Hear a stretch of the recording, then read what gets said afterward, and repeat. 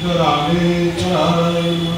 राजाधिराज सद्गुणा श्री बाळराजाय नमः. राजाधिराज सद्गुणा श्री काळसिद्धेश्वराय नमः. ओम नमो व्याद्या वेद प्रतिपाद्या जय जय सुसुरेद्या आत्मरूपा जयांते केलिया स्मरण सकल विद्येचे अस्करण एक बंधू श्रीचरण श्रीगुरूंचे नमस्कार. मी आता स्वामी महाराजांना वंदन करू. सर्व भाविकांना माझा साष्टांग नमस्कार. आज नवरात्राची महिमा आहे आणि त्या निमित्ताने आपण या सत्संगामध्ये संमिलित झालेलो आहोत. आजच आपण ऐकलं अष्टवक्रा महाराजांची कथा आणि आचार्य शंकराचार्याची कथा आपण काल ऐकली. काल कथा होती अष्टवक्र म्हणजे जनक महाराजांचे गुरु आणि जनक महाराजांचे गुरु अष्टवक्र आणि जनक महाराजांचे शिष्य सुकमुनी म्हणजे सुकाचार्य. ही कथा फार उत्तम होती आणि शंकराचार्यांची पण त्यांची जी साधना होती शरीरामध्ये थोडे कायमध्ये प्रवेश करणं वगैरे जे होतं. आजचा समाज आहे हे आणि आत्मा निरूपण देह आणि आत्मा याचं विवेचन समाजाने केलेलं आहे. आत्ताच मला शरीर म्हणाले की प्रकृती चांगली असेल तर परमार्थ, शरीर जर चांगलं असेल तरच परमार्थ करता येईल नाही का. आत्मा शरीरामध्ये असला तरच आपण हा परमार्थ प्रपंच करू शकतो. आत्मा जर नसेल तर आपण काही करू शकणार नाही. अगदी सत्य आहे. सत्य म्हणजे काय, जे सतत आहे ते सत्य. एक व्यवस्था आहे बघा की मरण येणं एक व्यवस्था आहे. किती जन्माला आल्यापासून किती लोक जन्माला आले आणि किती लोक मरून गेले. ही जर सगळी लोक जिवंत राहिली असती काय प्रकार झाला असतो मला सांगा. म्हणून ही परमेश्वराने केलेली एक व्यवस्था आहे. नाहीतर आपलं बघा 10x10ची रूम आहे किंवा एखादं घर आहे समजा आणि त्याच्यामध्ये आपले वडील आजोबा पंजोबा कापड पंजोबा हे सगळे जे काय कापड पंजोबा ते कापड पंजोबा हे सगळे जर जिवंत असते तर आपल्याला त्या खोलीमध्ये किंवा त्या घरामध्ये राहतच आलं नसतं. म्हणून ही व्यवस्था केलेली आहे परमेश्वराने. परमेश्वराची व्यवस्था बघा काय आहे. तो सगळ्यांना जीवन जगत असताना जे पाहिजे ते देतो परमेश्वर नाही का. पण नंतर मात्र हा आत्मा मरण येतं म्हणजे काय होईल ते मला सांगा तुम्ही. मरण येतं म्हणजे त्या आत्मा हा अमर आहे. आपण म्हणतो आत्म्याला मरण नाही किंवा जन्म नाही, आधी नाही किंवा अंत नाही असं आपण आत्म्याला म्हणतो नाही का. म्हणजे मरण येतं नेमकं म्हणजे काय की हा देह आणि आत्मा याचा संबंध तुटतो म्हणजे मरण येतं. देहाचा संबंध तुटतो म्हणून मरण येतं. पण देह म्हणजे काय होईल नेमकं की पंचमहाभूत आहेत त्याचाच हा देह बनलेला नाही काय. पृथ्वी आप तेज वायू आणि आकाश पंचमहाभूताचं ते शरीर आहे आणि तो परमेश्वर आतमध्ये आहे. म्हणून आपण हे काय जे काय कार्य करतो ते करतो नाही का. त्या दिवशी कीर्तन होतं आणि कीर्तनामध्ये त्या परांचे आपले कीर्तनकार आले होते पुण्यावरून. ते आपण मला 2 वर्षापूर्वी त्याने एक लोक म्हणाले डोळ्यामध्ये बघतो ध्वनी परिसतो आणि कधी चालतो जेवेने रस टाकतो मधुरही वाचे आम्ही बोलतो हाताने घोसाल काम करतो विश्रांती घ्यावया घेतो झोप सुखे फिरून उठतो ईश्वराची दया. आपण का बघतो की बघण्याची शक्ती आहे म्हणून बघतो. आपण का ऐकतो तर ऐकण्याची शक्ती आहे म्हणून आपण ऐकतो. आपण का बोलतो तर बोलण्याची शक्ती आहे म्हणून आपण बोलतो नाही का, चालतो का तर चालण्याची शक्ती आहे म्हणून आपण चालतो. मग तुम्ही जगता तरी का? अहो जगता ह्याच्याकरता तुम्ही जीववंत आत म्हणून जगता. तुमच्या आतमध्ये आत्मा आहे म्हणूनच तुम्ही जगता. बघा, माणसाला मर्यादित काळाचं आयुष्य लाभलेलं आहे. हा काळ माणसाचा ठरलेला आहे.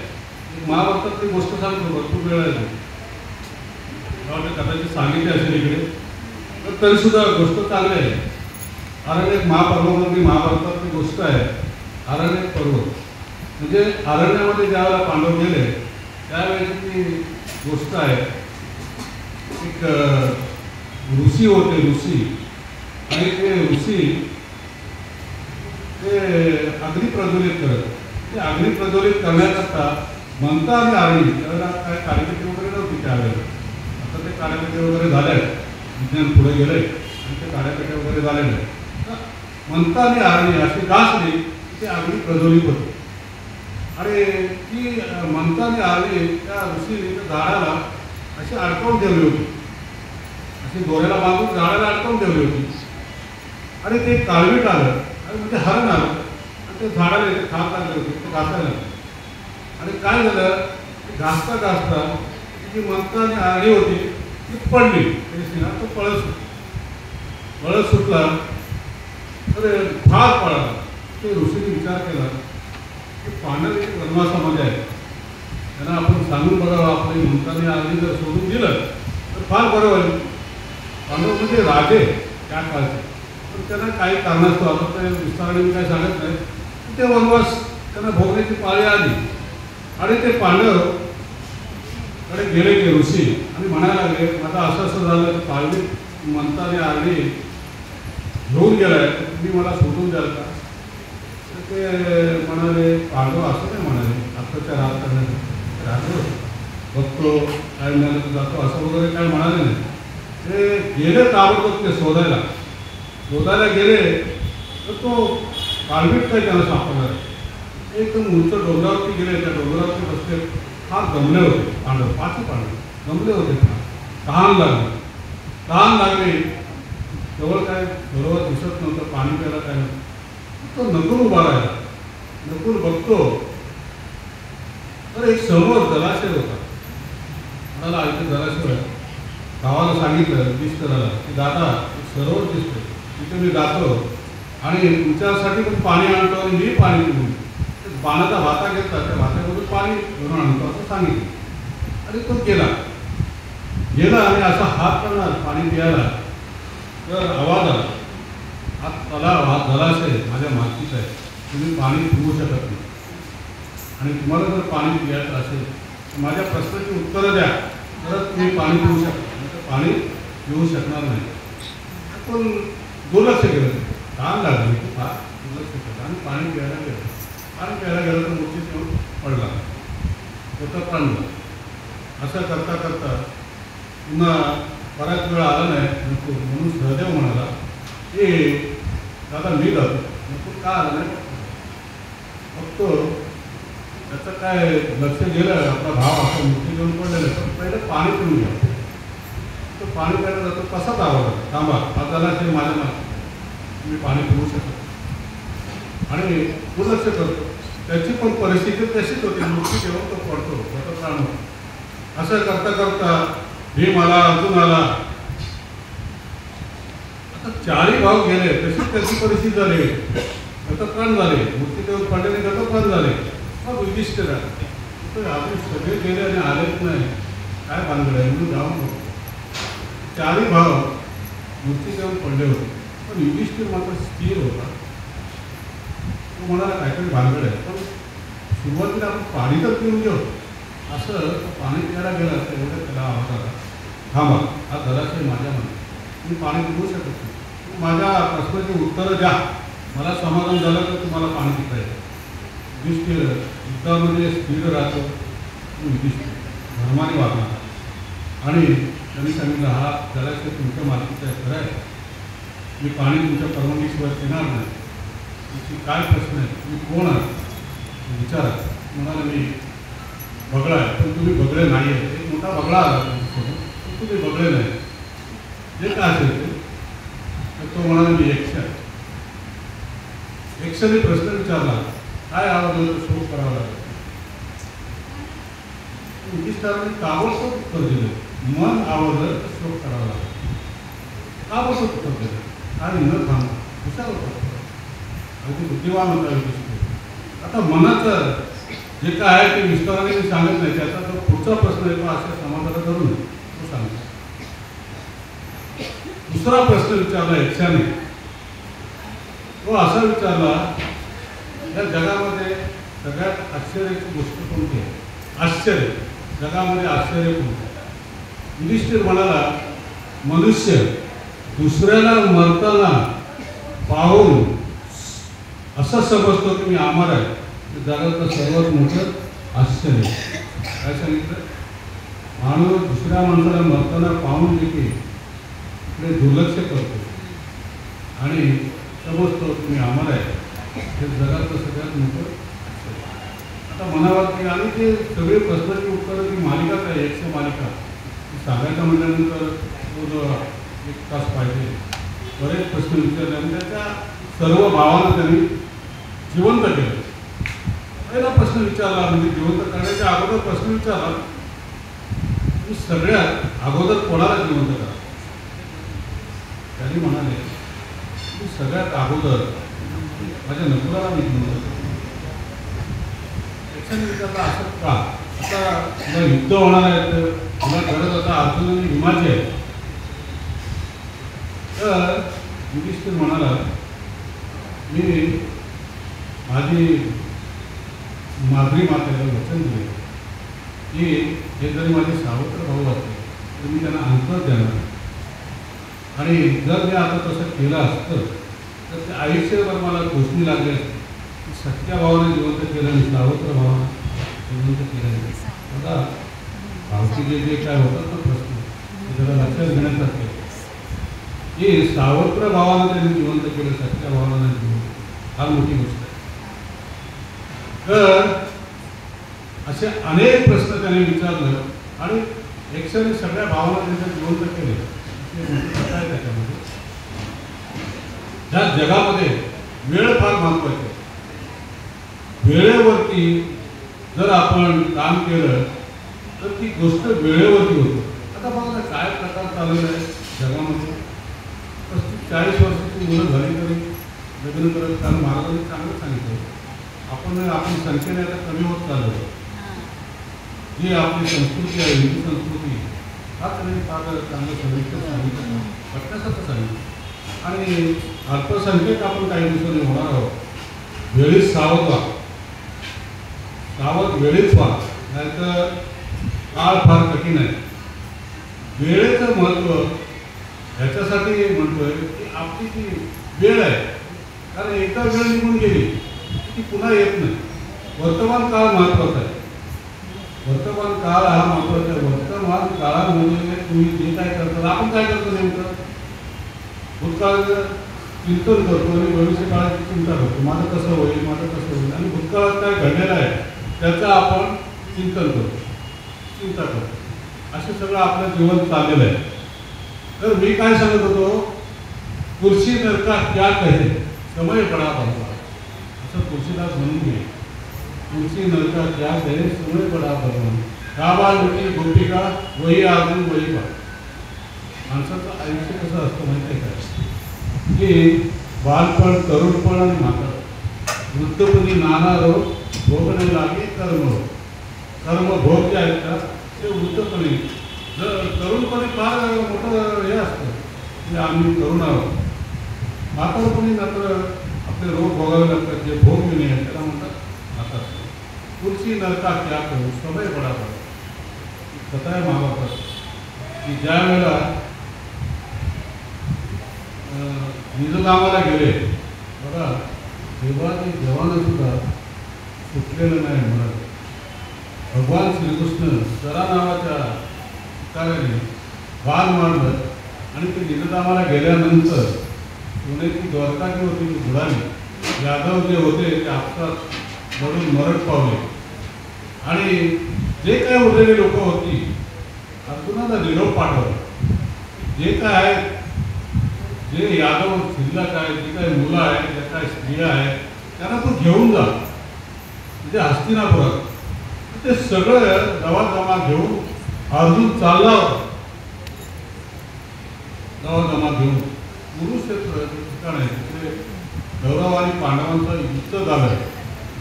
त्या युद्धाच्या 36 वर्ष होऊन गेले बरं का त्या युद्धाला, 36 वर्ष. आणि तिथं जी भिल्ल आहेत ना, जी भिल्ल ती करोडेकर झाली.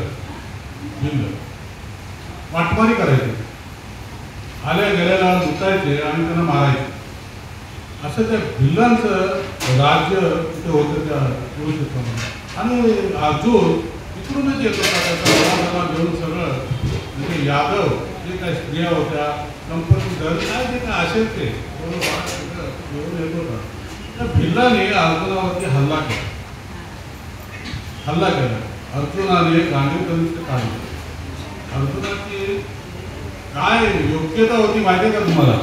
11 अक्षौहिणी बरोबर युद्ध केलं कौरवांच्या बरोबर.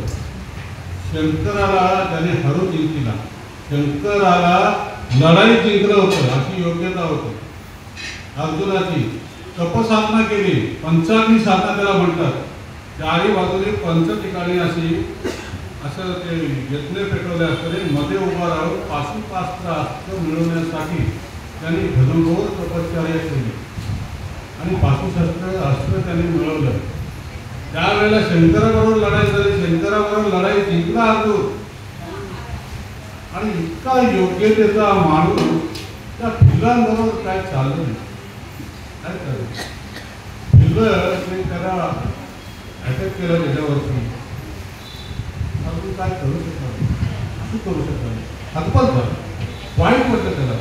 मी एका वेळेला धनुर्धर होतो आणि मी या साध्या भिल्लांबरोबर कसं तरी जीव वाचून त्यांना घेऊन तो हस्तिनापुरात आला आणि दुःखी कष्टी झाला होता. व्यासमुनी, महर्षी व्यासमुनी, युधिष्ठिर, भीम आणि हे सगळे होते. नकुल, सहदेव म्हणाले अर्जुन काय झालं. त्याने तो सगळा प्रकार सांगितल्याच्या नंतर महर्षी वेदव्यास म्हणाले, काय म्हणाले, आता तुमचं आयुष्य संपलेलं आहे, तुम्ही आता स्वर्गरोहण करा. कारण पृथ्वीवरती सुद्धा किती दिवस तुम्ही राहणार. शेवटी जन्म आणि मृत्यू त्याचा राग करा. आपल्याला सुद्धा हा ध्येय कधी ना कधी टाकावं. काय मला वाटतं हे आपण मनुष्य यामध्ये आलेलो आहोत ना, आपण एकदा गेलो ना की लोकांना घाई असते. आपण लोकांना इतकी घाई असते की त्यांना वेळ नसतो. मी एका गावामध्ये गेलो, असं तिथे नवीन झालं होतं आणि सगळी माणसं गावात बसले होते. आणि एका पुढाऱ्याने विचारा, तुम्ही विचारा, असं बसता ना गाव, तुम्ही विचारा. त्याला मालकाला विचारा, आणि पुन्हा यायचं आहे का नाही, अजून यायचं नाही, हायच रस्त्यामध्ये येते. आणि ते येते तेव्हा येते, आम्हाला काय तेवढंच काम आहे असं बोलतात माणसं. म्हणजे माणसं असे आहे की तुम्हाला पोचवण्यासाठी घाई करतात. कोण कोणाचं नाही या जगामध्ये, पोचवण्यासाठी घाई करतात.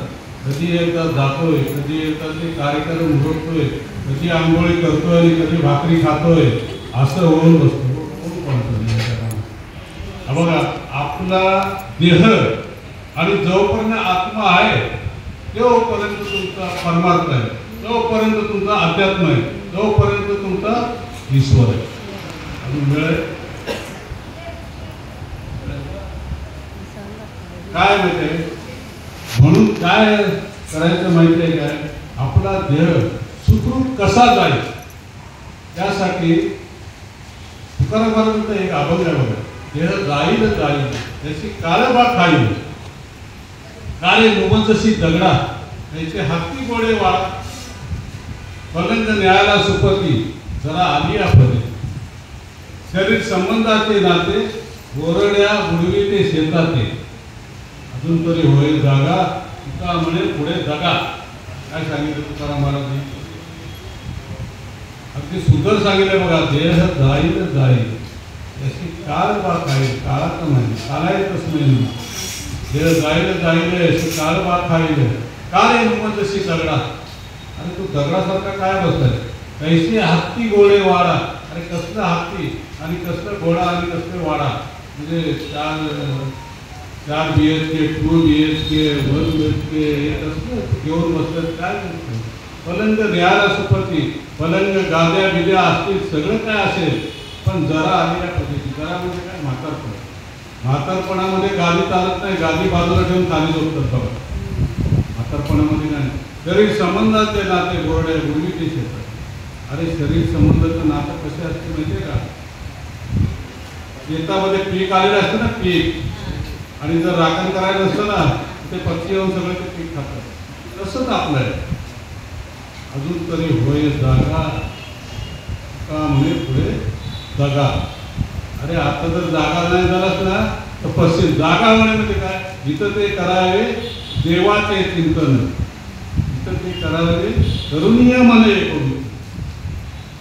यासाठी आपल्याला शेवटचा दिवस चांगला जावा यासाठी तुकाराम महाराजांचा एक चांगला सुंदर अभंग आहे बघा.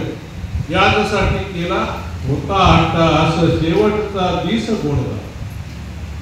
आता निश्चिंतीने पावलं विसावं कुठंही या गावात कौतुक वाटे झाली या वेताचे नाम मंगळाचे तेरुळे.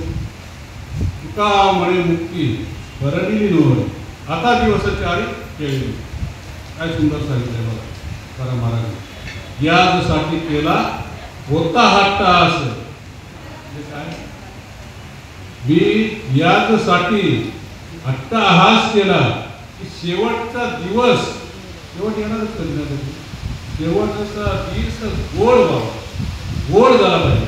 बघा ही तर व्यवस्था आहे, ही तर ठरलेली व्यवस्था आहे, पण शेवटचा दिवस गोड करून घेण्याचं आपल्या हातात. शेवटचा दिवस गोड व्हावा. आता निश्चिंतेने पावलं विसावा. काय मी आता निश्चिंत झालेलं आहे. का निश्चिंत झालेलं आहे, आता मी निश्चिंत ह्याच्यासाठी झालेलं आहे की आशा अपेक्षा ज्या काय आहेत, काम क्रोध लोभ सगळं निमाले, आता काहीच शिल्लक राहिलेलं नाही. गाव मंगलाचे केले म्हणून हे आयुष्यभर त्याचं नाव घेतलं, म्हणूनच नाव मंगलाचे कौतुक वाटतंय मला. कौतुक वाटे झाले या वेळेत ते नाव मंगलाचे केले म्हणून, म्हणजे त्यांचं नाव घेतलं त्याचंच मला कौतुक वाटलं. आता काय, अहो मुक्तीबरोबर मी लग्न लावलेलं आहे आणि त्याच्या जोगाने दिवस 4 वेळे खेळतोय असं तुकाराम महाराज. काय ज्यांनी ज्याता पंढरी आया मना सहित पालते काया. आता बोलू कैचे उरी, आता बोलू कैचे उरी, माझा विपुल झाला हरी. माझा मी आहे ना हरी झाला पाहिजे. माझा विपुल झाला हरी, चित्त चैतन्य पडली मिठी, दिसे हरी पावली सृष्टी. तुका म्हणे सांगू काय काय सृष्टी हरी म्हणे. काय सांगितलं सुंदर बाबा. ध्यानी ध्याता पंढरी राया. ध्यान आणि ध्याता तोच आहे, सगळं तोच आहे. ध्यानी ध्याता पंढरी राया मनासहित. या मनासहित काय पालटायला पाहिजे, एक रूप व्हायला पाहिजे. मनासहित पालटे काया, चित्ताची आणि चैतन्याची एक रूप मिठी पडली पाहिजे. चित्त चैतन्य मिठी पडली पाहिजे. तरच आपण शरण येणं म्हणजे काय होईल, शरण येणं म्हणजे लोटांगण करणं नव्हे. शरण येणं म्हणजे एक रूप होणं. दोन म्हणजे दोन नाहीच, एकच. शरण येणं म्हणजे एक रूप होणं. महाराज म्हणायचे ना, काही आपले भेटे माझे जाणीचे एक पण तयाचे नाव शरण मंत्र येणे का म्हणायचे. शरण येणं म्हणजे तू आणि मी एकच आहे, दोन नाहीच. काही आपले भेटे माझे जाणीचे एक पण तयाचे नाव शरण मंत्र येणे का. कोण मी नाही. आपलं काय असतं माहिती आहे का, त्या दिवशी हे कोकणामध्ये बघा, कोकणामध्ये गणपतीला शाकाहारी नैवेद्य आणि गौरीला मांसाहारी नैवेद्य असं नैवेद्याचे 2 प्रकार आहेत. मी तर त्यापेक्षा भयंकर प्रकार म्हणतो. काय माहिती आहे, एका जवळच गेलो त्या देवळामध्ये गाळा घालत होतो.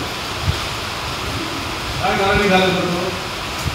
एका पुढचा शिंगो दिसता कामा नये, एका पुढचा शिंगो दिसता कामा नये असं म्हणतायत आणि सगळे हो महाराजा म्हणतात. असा प्रकार मी पाहिले, माझ्या डोळ्याने पाहिले, कानाने ऐकलं आहे. म्हणजे दुसरा मरावा अशी तुम्ही वाढ बघतो. दुसरा मेल्यानंतर वाढ होतं. वेळ आहे कसं सांगितलं